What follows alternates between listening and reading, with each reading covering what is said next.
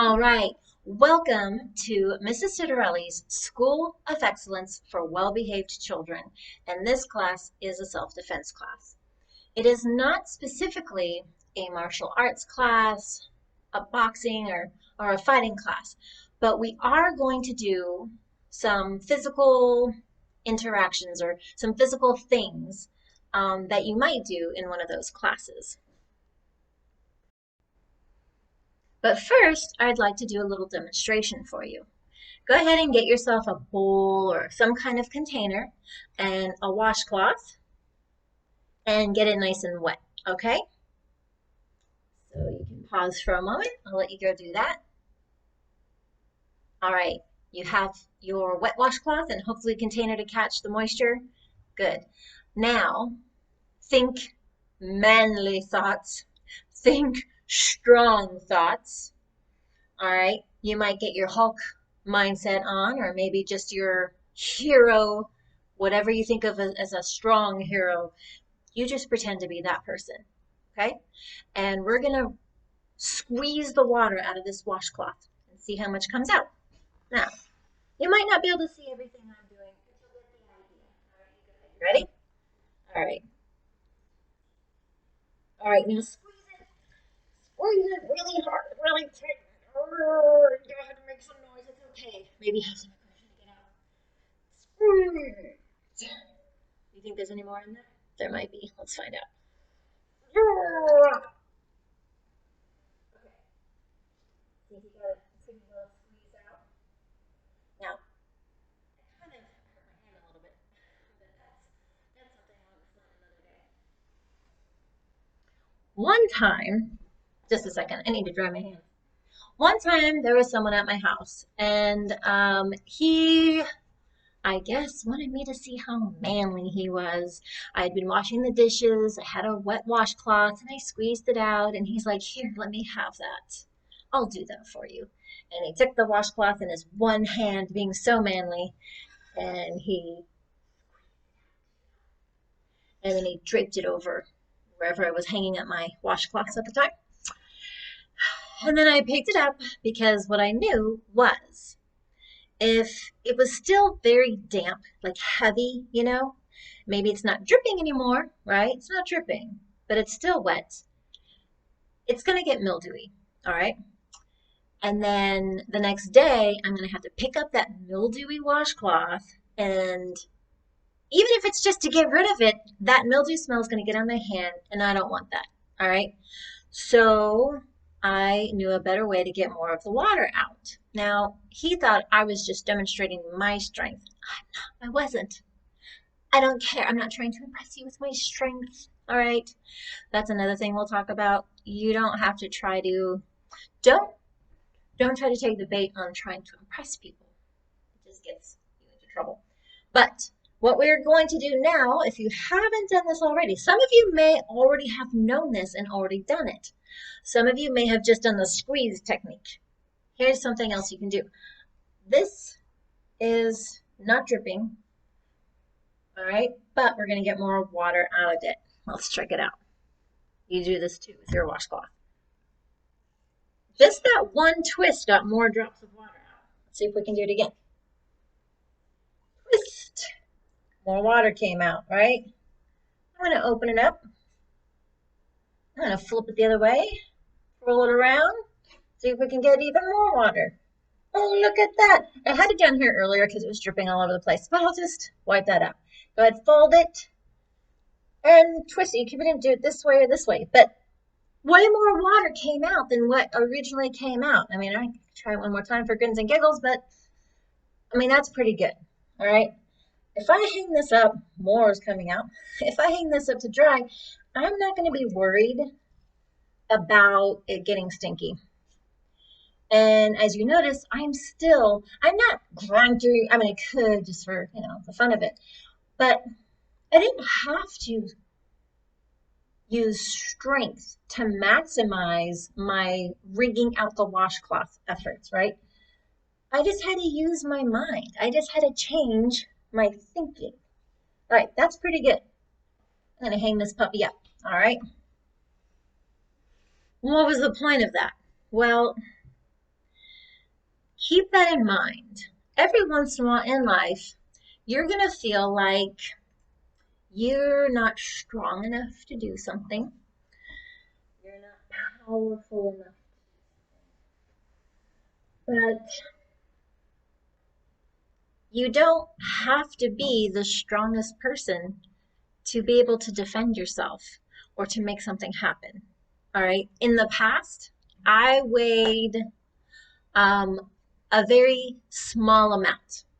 I'm not going to mention numbers. I was about to, but I realized for some people that's not a good idea. But I didn't weigh very much, and people underestimated me all the time. What they didn't know, I was incredibly strong, especially for my size. Um, I could do push-ups. I could do a one-armed push-up. Let's see here. Um, they just I did a push-up with two kids on my back, and their combined weight was almost as much as what I weighed at the time. All right, hold that thought just a moment. I think I have someone at the door. So now I weigh more than I did then, and probably people would just estimate me to be of average strength. And the funny thing is I'm not that strong. I'm actually less strong than they think I am. Um, the bummer is it was fun to demonstrate or to prove people wrong when I was stronger than they thought. I don't like it so much when they think that I can lift something or do something, and I'm like, oh, I'm weak. I'm sorry. Anyhow, I'm going to pause for a moment and check my notes and see what comes next. Hang tight. Right now, I want you to think of some times or a time when you felt particularly strong or brave. Maybe you felt brave that one time that you maybe in general you were too shy to raise your hand in class to say an answer or to read out loud, but one time you knew the answer and you knew that you knew it and you raised your hand confidently and you stated the answer and you got it right. Or maybe you raised your hand even if you were like, I only think this is the answer, but I'm feeling brave just saying it. I remember I did that one time. I knew the answer in algebra class, and the kid in front of me just kind of like looked over his shoulder at me, like, oh, you're raising your hand. Oh my gosh, I wasn't one of the kids that had a reputation in that particular class of knowing all the answers. And even if he knew, he didn't feel brave enough to do it, and he kind of admired me for having the guts to do it. So think about that. Maybe it was the spelling bee. Maybe it was the time you spoke up for yourself or for another person or told someone, you really shouldn't be doing that. Leave them alone. That's not nice. You're being rude. Maybe you did that. Maybe you felt strong. You were working in your garden. You moved the wheelbarrow full of dirt. You pulled a weed out that would been bothering you for a long time. Who knows what it was? Maybe you do work out. You exercise. Maybe you lifted heavier weights and you felt strong. What else?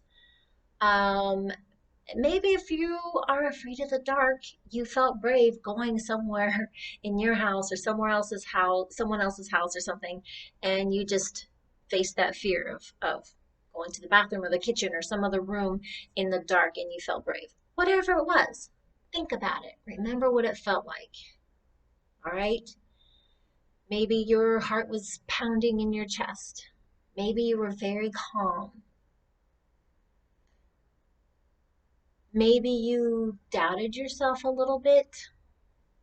But in the end, I think you may have felt like you were doing the right thing, or you did something right, or you felt like this might not be the right thing, but I'm going to do it anyway because I really believe that I should.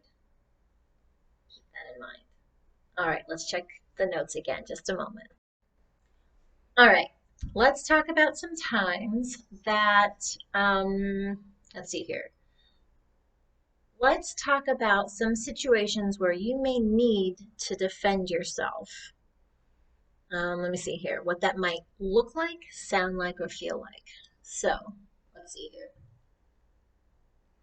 Maybe you take the bus. Maybe it's a city bus or a school bus, and you don't feel comfortable. Maybe somebody's, I mean, if it's really crowded, somebody's probably going to be in pretty tight with you, or maybe somebody's just too close to you. They're looking over your shoulder, they're being too, I'm not talking about somebody that, um, they just are feeling chatty, or they're just curious, or maybe they're developmentally delayed, or maybe they're really young and they don't understand these basic interactions. I'm just talking about everything else seems normal about the bus, but that one person or a group of people make you feel uncomfortable. All right. Um, Maybe you're walking somewhere. Okay, you've just gone somewhere with a friend or a relative, and you're concerned. You're in a parking garage, and you have to go down the stairs of a parking garage, or you have to go look for your car in the parking garage. That can be scary. Maybe you're even by yourself, and often some people feel really scared when they're going to their car by themselves. All right, it's dark. They don't remember where they parked. They Maybe there's not any people around them, and they feel really vulnerable. Maybe there's too many people, and they feel scared. What else? Let's see. Um, you maybe feel, let's see, let's double check here. Defend yourself. You might feel that you have needed to defend yourself at school. Um, Unfortunately, maybe even in a classroom, some other public place. It could be anywhere, right? Any place where there are people who have bad ideas, bad intentions, who want to do bad things, that you could end up needing to defend yourself. Um, and you may or may not have someone there to help you. And even if you do, here's what you need to know. We have a tendency to overly rely on someone else to protect us. We're told even as little kids, right? Someone is bugging you, and they're poking you, and they're poking you, or they're pushing you, or they're calling you names, or they're kind of, maybe they're outright hitting you or kicking you, or they're threatening to hit you or kick you or touch you. They don't need to be touching you, all right? It's different if you're at school, you're with your friends, and you like braiding each other's hair, or you like pretending to play ninja, or tickling or whatever. You know what you're okay with, and you know when you just don't feel right, and someone is just bothering you and they're pushing the limit, right? And not that this is wrong, but what do the teachers say? They say, go find an adult to help you. Well, what do you do when you don't see an adult at that minute? A lot of times, if something happens to you, the parent will find out, and they'll say to the teachers and to the staff and the administration, where were you? You should have been there. You should have been watching my child the whole time. And I work at a school. I am also a parent, and it's not going to happen every single time that we see everything that happens. Now, we kind of want you to believe, that we are watching you. We're hoping you're not going to act out. But it's going to happen. Maybe we're helping somebody get a band-aid for some other issue. They've lost their backpack, whatever it is. People who want to do bad things are going to find the time to do bad things. That we can't help. We have no control over what they do, how they think. All right, we're just going about trying to live our lives, and some people are just going to be jerks. All right, so even a small child at school can find a way to defend themselves, and that doesn't mean they're karate chopping them in the neck, but we'll talk about that later. All right, that can be body language. All right. But before we get into that, you, some people just come by this naturally. They just have something in them that makes them just know what to say and what to do. If you don't feel like you're one of those people, let me tell you a little trick. All right. You've probably heard people say fake it till you make it, and you cringe when you hear that. You're like, I don't want to be a phony. I can only fake it so much. I mean, what am I supposed to do? Like, put in my, put socks in my arms, in my sleeves so I look like I have bigger muscles? Like, it's not going to magically give me muscles, okay? I'm not going to like go around school wearing a karate uniform and then people are going to think, oh, she knows karate now. Don't mess with her. That's not what I mean. We all have done a little acting in our lives. You know how I know that you know how to fake it till you make it? Like I said, I'm a mom. I have 2.5 kids, and I've had a lot of students. And I know something about toddlers. And we've all been a toddler before, and perhaps you know one now. Perhaps you're very close to one. Um, they can do things that can seem very real, but eventually you know it's just a show, right? They can just cry and oh, their world is ending because you didn't give them another cookie. You took away their toy because they hit someone. Whatever it is, you've seen a toddler just break into crying and howling and fists are going and the feet are going and everything, all right? You know they're fine. They didn't hit their head. All right. They're fine. You might even have seen them 1 minute. You might say, okay, here, take the cookie. Stop screaming. I'm losing my mind. And what do? They're fine, right? They stop crying. Okay, that's faking it till you make it. All right. You um something more recent, especially if you're older, you've probably pretended to be okay. You've pretended to be happy. You've pretended that nothing's bothering you. All right, that's faking it till you make it. Um, all right. Well, what's the point of faking it till you make it? Okay, one, I'm not sure if I want to say the number one, but it probably is. And I can always decide later. Maybe you can decide later if this is the number one thing for your mental preparedness and defending yourself is confidence. And a lot of us just don't feel confident. We don't feel like we could be, should be, we want to be. We think, oh, I'm going to work on my confidence. And when you feel guilty about trying to feel confident, all right, that's probably going to be the biggest thing that gets in the way of you defending yourself. You have to be someone worth defending. And if you don't think that you're someone worth defending, you're not going to.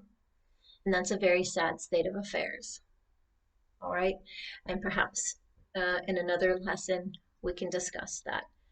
We can discuss confidence and all that, and worth and value. But I want you to know right now, you are worth protecting. And you need to be the person who is most willing to protect yourself. Because let's face it, people do let us down. This isn't about getting resentful or anything like that. This is just the way life is.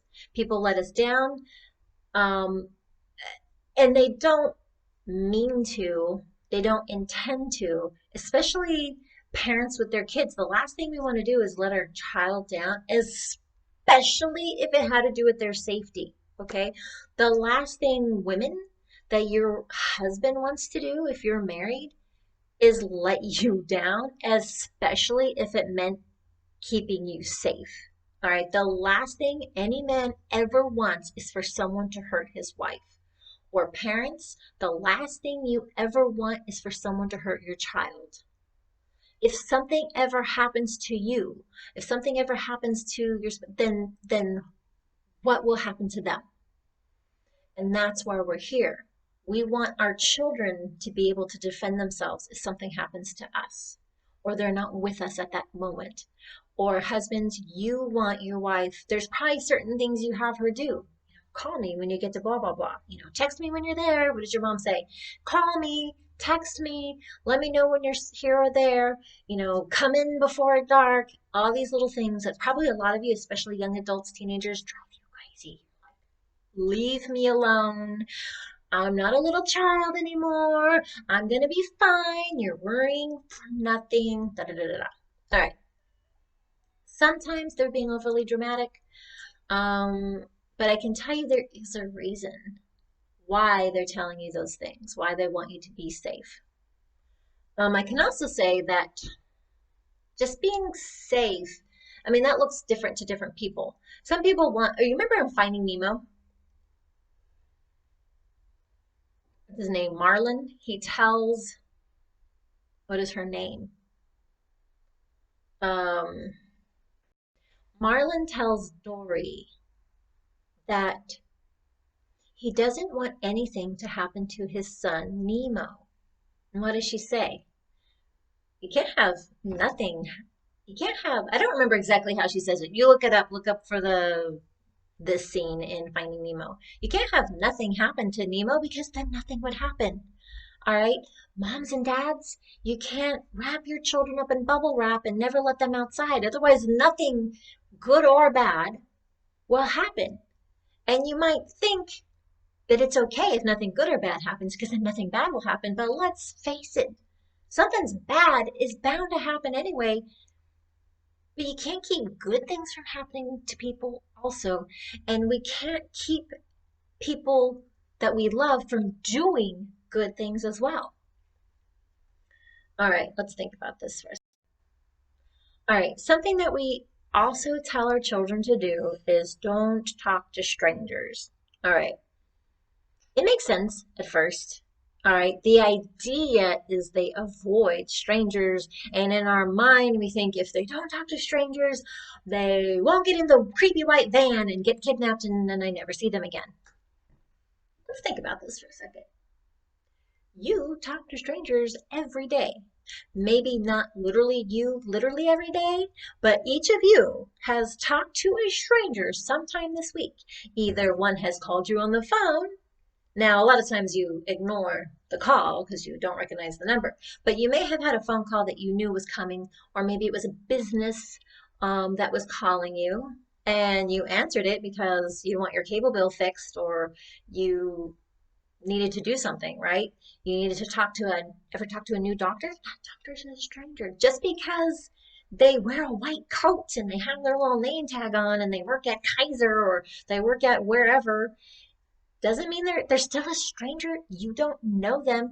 And by the way, when is somebody no longer a stranger? When you know their name, when you know their first and last. Like my mom, nobody needs to have your number until you know their first and last name. Can't remember if there's some more contingencies on that. It makes sense. Now you just like text each other your phone number, but when I was a kid, you had to write down your number, give it to somebody, and she didn't like the idea of someone having my phone number without me having their first and last name. Now, I don't want you to think that you need to do a complete background check on someone and then suddenly they're not a stranger anymore. That's kind of cool. That makes you the weird guy. All right. The fact of I mentioned that you have probably received phone calls. You've made phone calls. You called the cable company. You called the doctor's office. You called the restaurant. You don't know those people. Okay. You don't know those people. Maybe you do. Maybe you lead a very specific regiment life where you literally only ever talk to people you know because you know like this many people. But generally speaking, you don't know them. When you go to the grocery store, especially if you have to go to multiple grocery stores and especially larger stores where there's a lot of turnaround or turnover in personnel.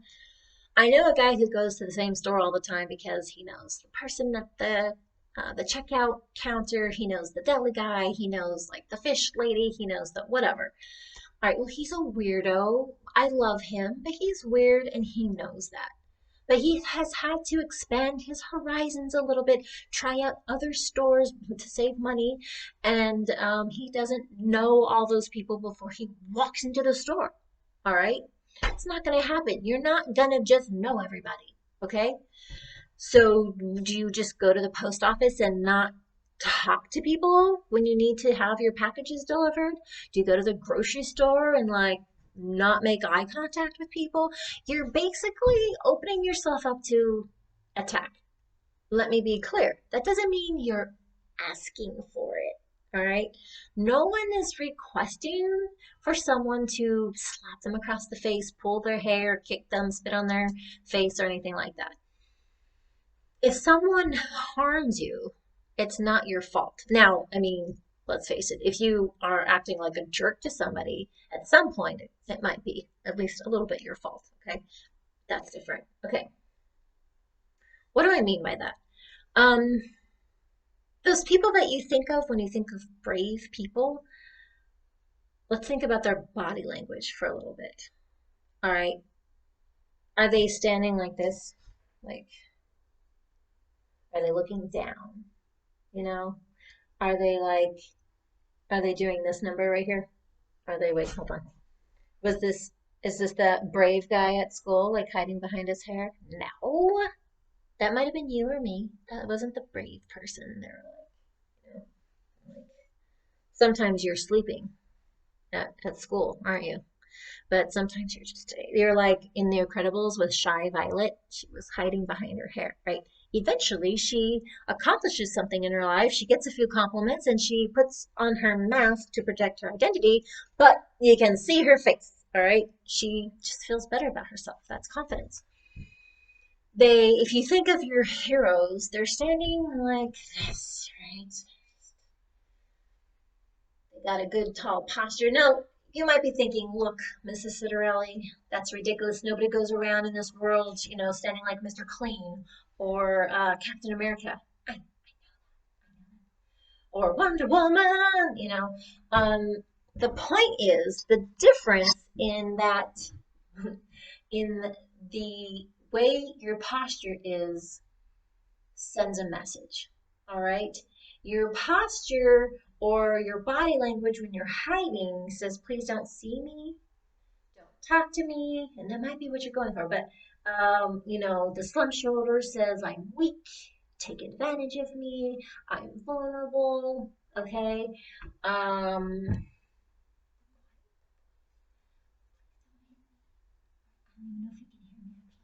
I don't know if you can hear me actually, but, if you're speaking very quietly, it means that you don't really have anything important to say, or you don't really need to be heard.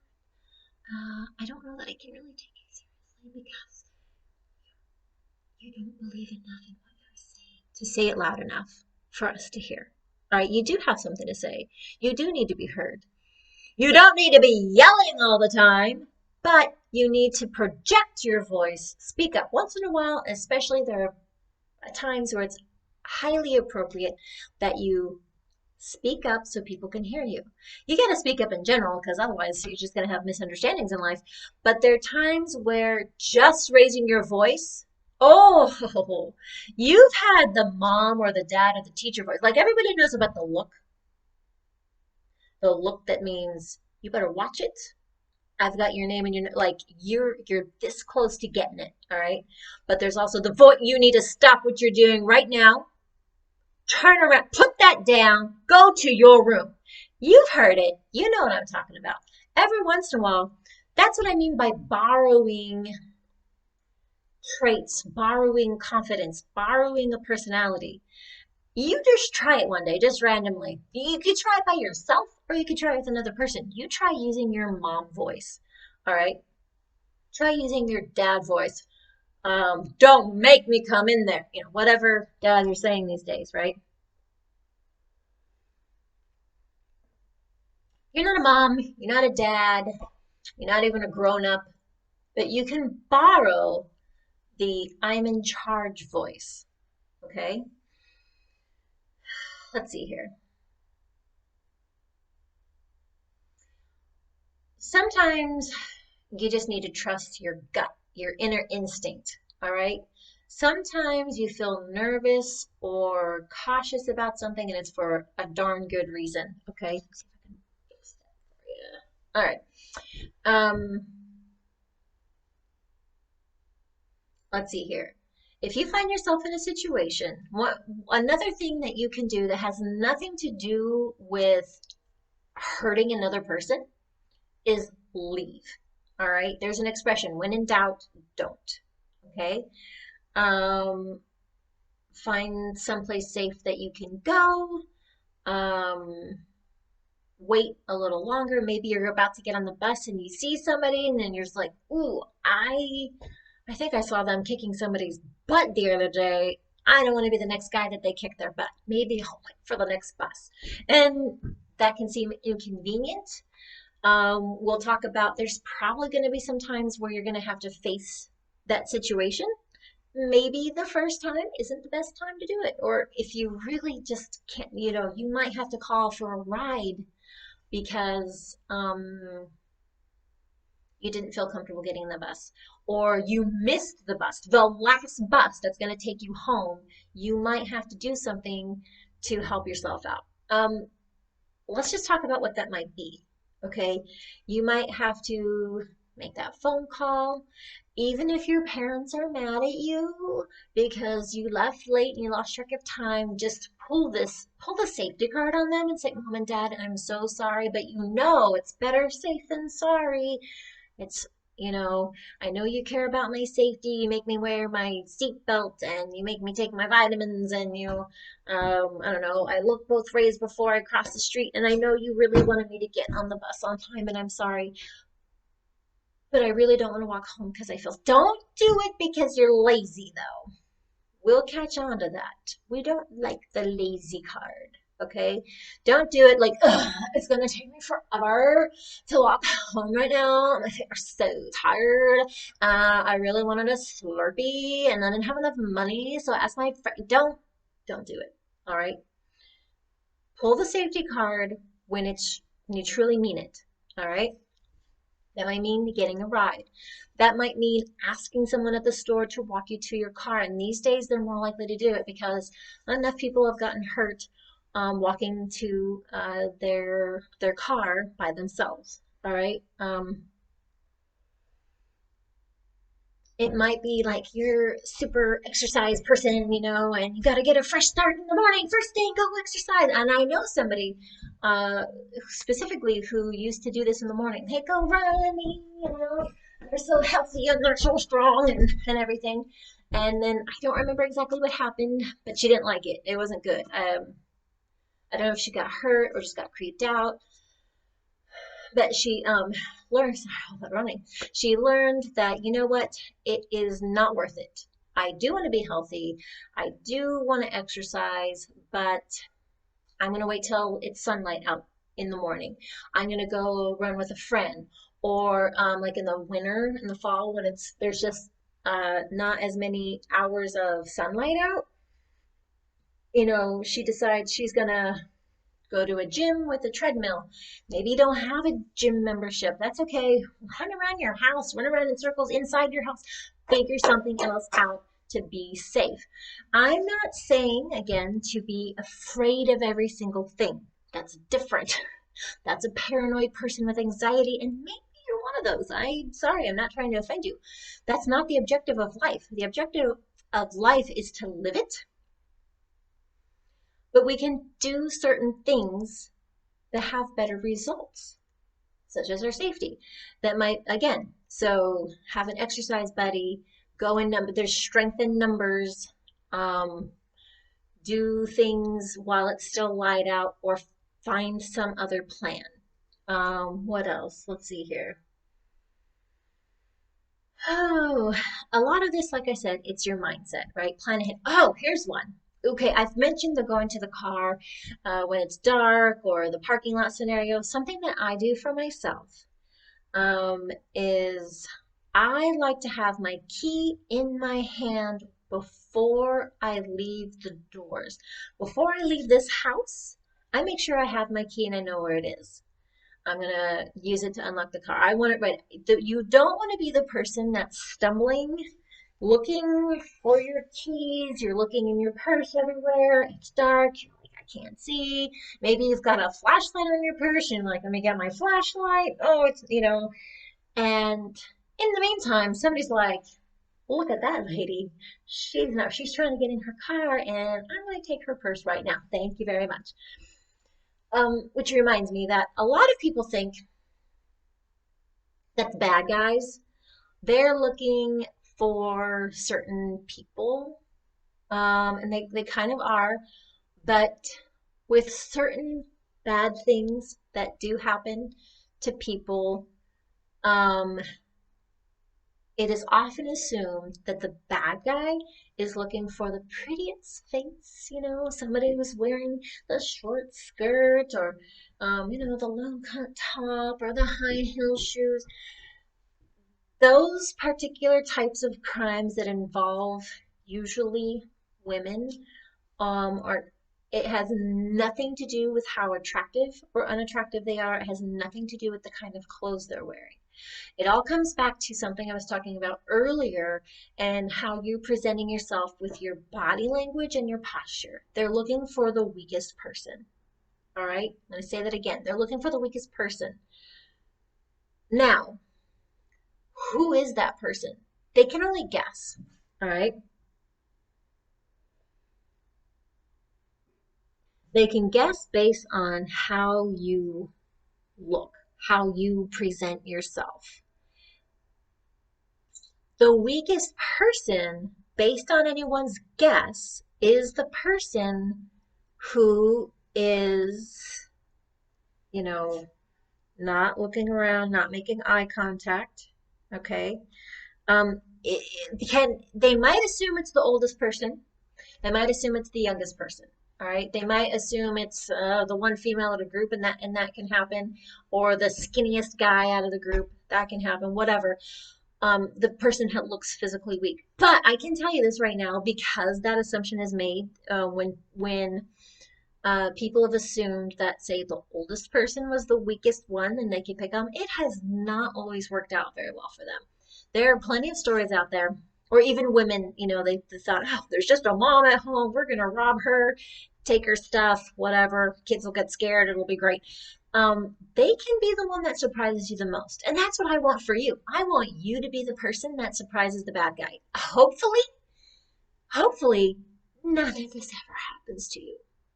And just learning what you're learning now and changing your thoughts makes it very likely that none of this will happen to you. But just as they say, better safe than sorry, it's better to be prepared, right? You wear your seatbelt so that in case there's an accident, you're less likely to get injured or, die, thrown out of the car. It's not that you wear your seatbelt because you're going to get into an accident. It's so that in case you do, right? So doing certain things, some of these thoughts about yourself, some of these thoughts and awarenesses about your surroundings, some of this planning, some of this practicing helps you, one, not even get into these situations in the first place. You're not going to look like the weakest target, all right? Or you're going to avoid these situations, or if something happens, you're going to surprise the bejesus out of that person that dared try to hurt you or take advantage of you. Okay, so I was saying that sometimes certain people are considered the target. There's been people that broke into this guy's house. All right, I've heard two stories. One guy, old guy, used to be a boxer, and had he boxed recently? No, but he a long time ago had trained over and over again how to win at fighting. All right. These guys with their baseball bats or whatever it was that their weapons were, they'd only been thinking about committing crimes. All right. And looking for someone that they thought was weak. And you know what he did? He punched their lights out. It's too bad for them. So sad. Sucks to be you, right? Okay. You want to be that guy. You want to be the guy that they're like, I did not see that coming. Okay. There's been the mom that has been home. There's even been kids that have been home, and there's been an intruder that's come in and they've attacked somebody. This is again another example why you don't want to find yourself having to rely on someone else to protect you. Because as much as they want to, there are moms or dads that they've been attacked. They get taken down. They're being beat up. And what are you to do? It's sad. It's tragic. We're not going to get sucked into that right now emotionally. We're not going to get pulled into that. You can think about that later. What we want to do is get prepared so we can meet that on when we need to. All right? Parents, if you're doing this lesson, you can teach these things to your kids. The best thing you can do is come up with a plan. That's why schools have fire drills and earthquake drills, right? Is to practice. Because let's face it, if that alarm goes off and you've never done a fire drill, your kids are freaking out. Like I said, I work at schools, okay? I was working in the speech department, so I didn't have my own classroom. And even if the teacher had sat there and practiced with their kids before the first fire alarm happened, here's what happened. 2 kids were in my little tiny classroom when we had a fire drill, and they hadn't had a chance with their teacher that they trust for that she talks to them every single day, right? She tells them what to do and when to do it, and stand up, get in line, sit down, write your name, blah blah blah, right? They're used to her. But they were new, they were in my class, and actually there was a speech therapist working with them, and then the alarm goes off, and it's a little bit of panic. They were like maybe first grade, okay, maybe at the oldest they were 3rd grade. I think they were 2nd graders, and we had to go. We're supposed to stay together, and this was a no-touch school. So anyways, one kid was freaking out. I should mention that there were different special needs kids in my class, okay?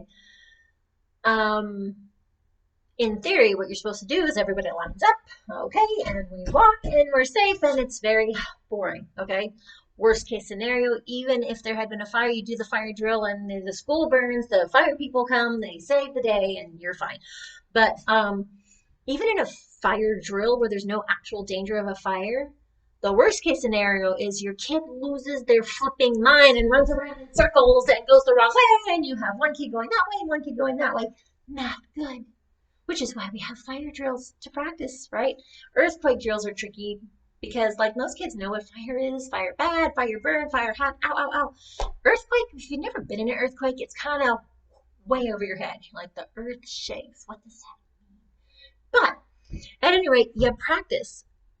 What's funny is we never practiced them. I mean, maybe you did. Maybe it was an assignment that your kid brought home from school, and we had to do one, like, draw a diagram, draw your house, draw your apartment, and where you would go to escape. It was kind of tricky because one place we lived, the front door and the back door were right next to each other. So we're like, good luck to us. Hopefully we can get out of the house safely. But at least, even just by drawing a picture of our apartment, we were able to take notice that, wow, the front and the back of our house are basically the same place. I mean, literally the back is that way and the front is that way. But again, the doors were right next to each other because it was an apartment complex. Behind us meant falling to the earth about 20 feet. It's an option, not a good one. Breaking a leg, I don't know, maybe something else, who knows, hope. But it makes you aware. Well, what would we do? Should we get a rope to hang out the window? Do we need a ladder? Do we need maybe a fire extinguisher? Is a good idea. But make a plan, all right? Any kind of emergency that you can think of that you're worried about, make a plan. And that's what we're doing right now. Just making a plan of action is going to help you tremendously.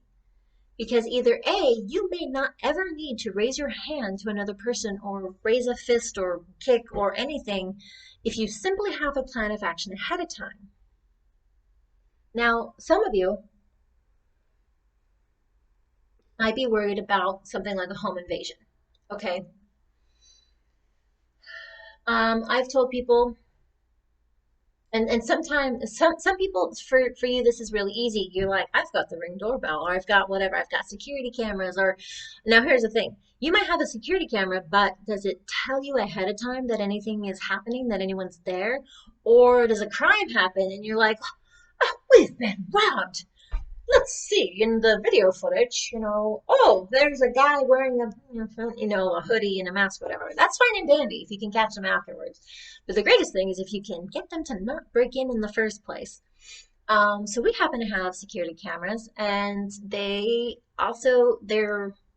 not recording all the time. They are filming all the time, like they're working, not filming, I don't know if that's the right word, but they're going and they're motion detected. So if somebody comes up to the door, either somebody's visiting on purpose or I'm coming to the house or there's a package being delivered, I get a notification on my phone. Excuse me. And I can see it takes a picture there. You can on our system have the option of recording and you need to put a disc in. Now some of you are going, I don't have any money for security cameras. Okay, I'm screwed. All right, that's it.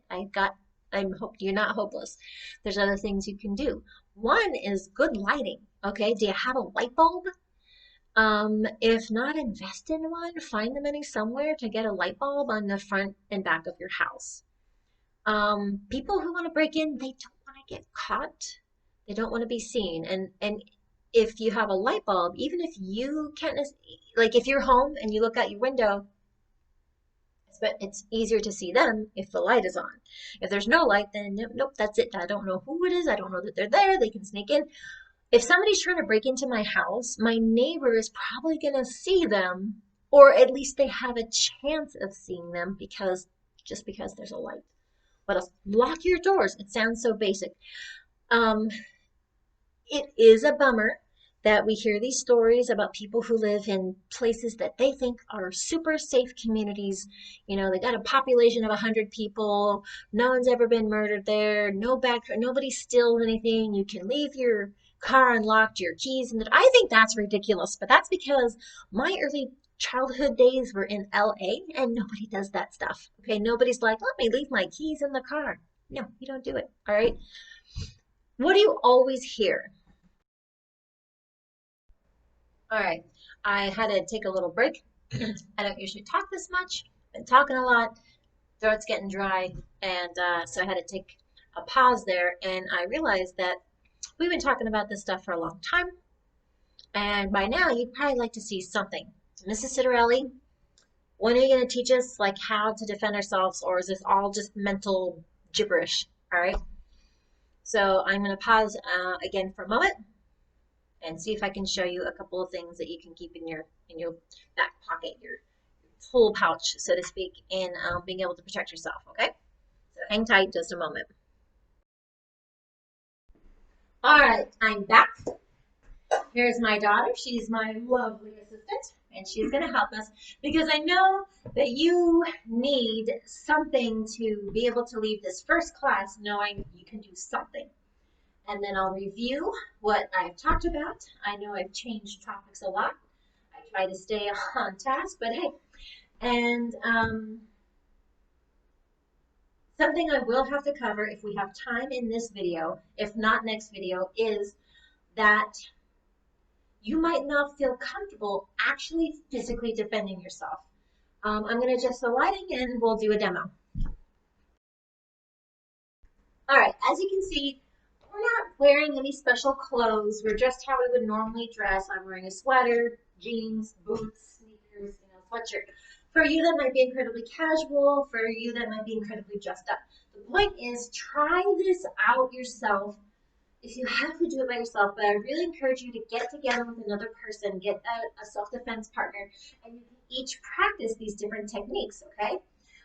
Try them first in comfortable clothes, then get dressed up, and knowing that you've done it once in comfortable clothes, try it in your fancy clothes, because that's sometimes when we feel more vulnerable. We're like, I can't run in high heels, or you've got even men or boys in their dressy shoes can be really slippery. You don't feel very, you'll look sharp, but you don't feel manly and confident because you're like, I've got my sport coat and my slacks and my tie, but I'm not ready to wrestle an alligator. Here's some maneuvers. Some of these I have either read about or seen, and some of them they just are going to pop into your head. Okay. Abigail's going to show you things that have just popped into her head as far as how to get out of certain holds. All right? All right, face me first. This. This can make you feel really vulnerable. Somebody putting their hand on your shoulder. Oh, she's like, I didn't even thinking about it. We're not going to discuss it. I'm just out. All right, let's do it again. Show them again. How to do that. I was like, take it easy. Take it easy. But that's good. She did it fast. She broke out. What did you show me the first time? You showed me the sling. There's that. I mean, that works too. I don't have a lot of power if my victim just goes away. She just disappeared. All right? Pretty easy. Remember, the key is get away. Okay? You could fight. We'll cover that later. But really, your number, well, I don't know what number. We'll just say your number 3 thing is get away. Okay? You know, that's the objective. If you get away, you're safe. All right, this works the other way too. Oh, I didn't need that. I bet. All right, good. Put your hands on my shoulder. So I can do this, ha, with or without sound effects, and hurting myself on my watch. Okay. There's the 2 arms that way, but I feel like this better. All right, good. Hands on. There's, like she said, there's a down. You can even do the down and the twist. All right. It's not as hard as you think. The person that's got you, they have no idea that you thought ahead and made a plan for this. They think, no, they think they've got you. They're intimidating you. You're scared. You're a child. There's nothing you can do to get away from me. I need you back. My power is totally lost. All right, let's check our time here. Oh, we're almost at, all right, let's see here. Did you, okay, spin around. All right. Oh, I've got you now. Oh, geez. Okay, okay. Now here's the thing. The bad guy may or may not be in good shape. I really felt something back here between my shoulder and my neck. But you see, I gotta tell you something. She's not doing this. She's not having this thought process. But let me tell you what she's something that you can do very easily. Remember how we talked about the toddler and the crying and the fit? Here's another lesson that your toddler can teach you, or your inner toddler. You ever need to take your baby or your toddler or your preschooler to another area and they won't go? What do? Think. Do they bargain with you? Maybe they've already tried running away? You've got them.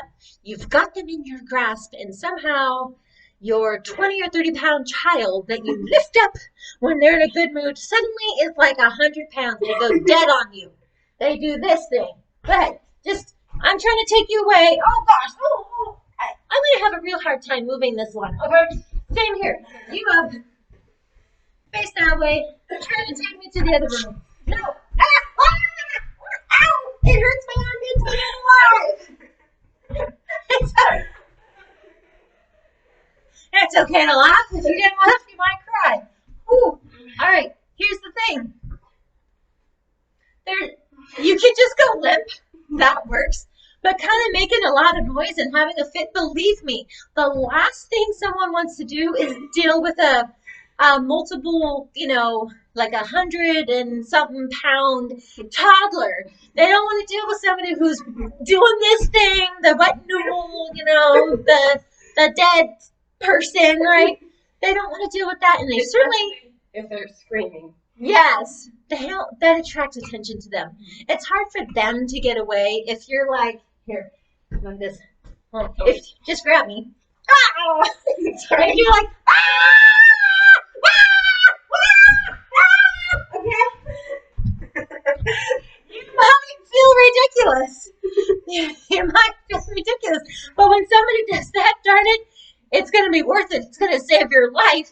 They're not taking you anywhere. You ain't getting in that van, all right? Because they're not going to be able to pull you in that van. They're going to want to get away from the screaming lunatic as fast as possible, okay? Here's something you might not have thought of. But you might not be able to do this on command. If you wet your pants or you just straight up poop your pants, Could seem embarrassing. Will save your life. You think they want to take poo-poo you into their van? Nay, nay, I say. Nay, nay. They don't want to deal with that, all right? They don't want that poop and that pee. They don't want your DNA. They want no part. If you throw up, hallelujah, you're saved, all right? That's DNA. That's evidence. They don't want it, all right? Let's see here. It's been fun. I hope that I didn't drone on and on and on too much for you. I hope it gave you some ideas. Again, 1, make a plan. 2, borrow confidence until you earn it, until you have your own confidence, and we can talk about that more later. Make a plan, confidence, and some simple maneuvers. They don't take a lot of effort. Is, the toddler, all right, the fall down, the scream, all right, the spin, okay, just pulling down, those things, the whacking the arms out. I liked this one where you come up and out, seemed effective, okay? Those are a few moves. I hope you join us next time for another lesson in self-defense with Mrs. Citarelli, her School of Excellence for Well-Behaved Children. All right. Ta-ta. Thank you.